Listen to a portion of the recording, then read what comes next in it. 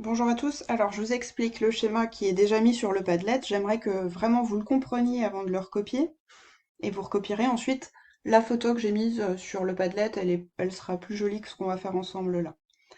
Donc comme je suis sur un schéma, j'ai le droit de représenter, par les formes que je veux, les différents éléments. Donc ici c'est un muscle, à partir du moment où je le légende, il n'y a aucun problème.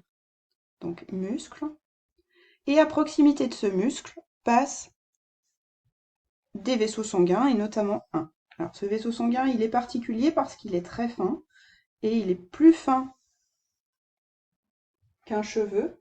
C'est donc ce qu'on appelle un vaisseau sanguin capillaire. Donc là, je fais figurer le sens de circulation du sang.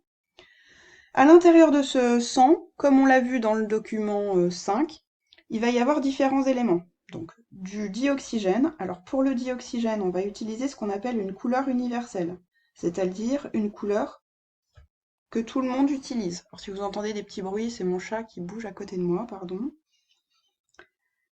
Elle aime bien venir quand je travaille. Donc, ce dioxygène, on est obligé de le représenter en rouge. Après, vous faites la forme que vous voulez. Moi, j'ai choisi des petits ronds. Ce dioxygène, quand il arrive à proximité du muscle, il va passer à l'intérieur.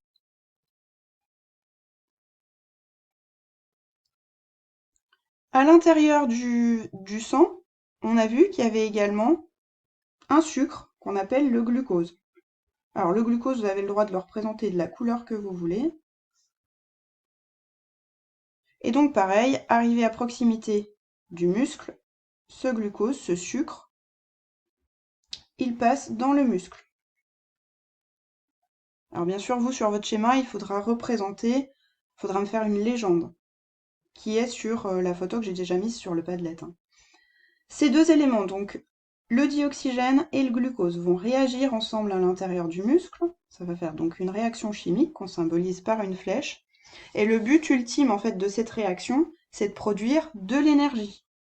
De l'énergie pour faire fonctionner ici le muscle, donc de l'énergie pour qu'il se contracte.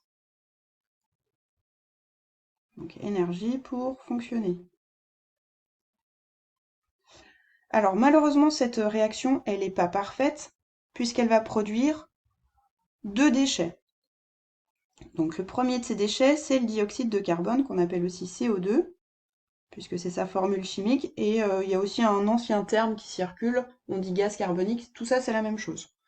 Donc le dioxyde de carbone, il va falloir l'éliminer puisque c'est un déchet. Donc pour l'éliminer, on va le faire repasser dans le sang. Le sang, faut voir ça vraiment comme un système de circulation à l'intérieur de notre corps. Donc le dioxyde de carbone, pardon, qui est aussi en couleur universelle, hein, en bleu. On est obligé de le faire en bleu. Le dioxyde de carbone, il va être ramené donc au niveau des poumons grâce à la circulation sanguine et arrivé au niveau des poumons, il va repasser dans l'air. En fait, on va l'expirer, on va le souffler. Je vous ai parlé donc de deux déchets. Donc on a dit le dioxyde de carbone et deuxième déchet, c'est la chaleur qui est produite par cette réaction. Donc la chaleur qui va en fait faire augmenter notre température corporelle. C'est pour ça qu'on a chaud ou qu'on transpire même quand on court, quand on fait un effort physique. Donc voilà, j'espère que vous avez compris. Si c'est pas le cas, vous pouvez toujours me joindre via Pronote. Bien sûr, on va mettre un titre à notre schéma. Vous avez tout ça sur, encore une fois, sur le schéma qui est plus joli dans le Padlet. Donc schéma du fonctionnement d'un muscle. En fait, tous les muscles, tous les organes, pardon, fonctionnent de la même façon, hein. Tous les organes de notre corps utilisent du dioxygène et du glucose qu'ils combinent pour faire de l'énergie pour fonctionner. Ça produit du dioxyde de carbone qu'on élimine par la respiration et ça produit aussi de la chaleur. Là, on a juste ciblé sur un organe particulier qui est le muscle. Donc schéma du fonctionnement d'un muscle.